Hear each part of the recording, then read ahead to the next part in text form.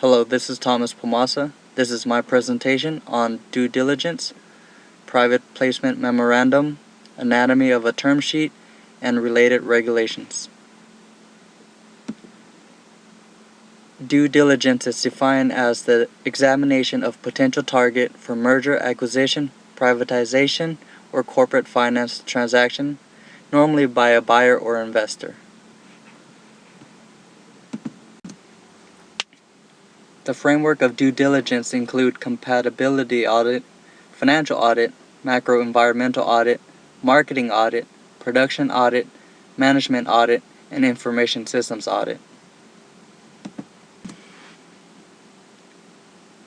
In the recent decade, there has been an evolution of due diligence. Traditionally, only the people, process, and philosophy of the target investment are analyzed. When compared to the traditional process of due diligence, the new process is very complex. Along with analyzing the people, process, and philosophy of the target investment, we are now looking at their historical performance data, correlation versus benchmark, composition, regression analysis, attribution analysis, and relative attribution. A private placement memorandum is a document containing complete description of the security and terms of the sales.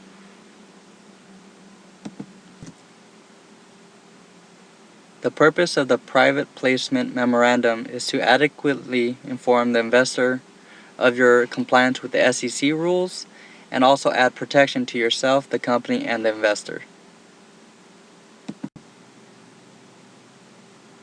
Depending on how a company is expecting to raise its capital and how much capital, they will fall within these regulations and rules. In Regulation D, Rule 504 is for companies who are raising capital under $1 million. Rule 505 is for companies who are raising capital under $5 million. Rule 506 is for companies who are raising unlimited capital. Regulation S is for raising capital internationally only. Rule 144A allows domestic qualified institutional buyers to invest.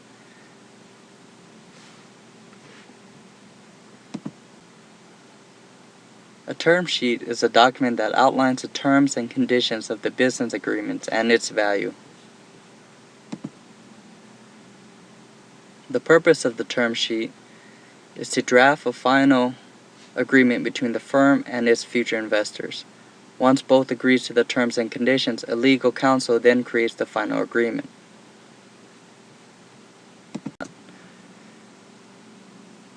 Details within the term sheet includes the amount raised, price per share, pre-money valuation, liquidation preference, voting rights, anti-dilution provisions, registration rights.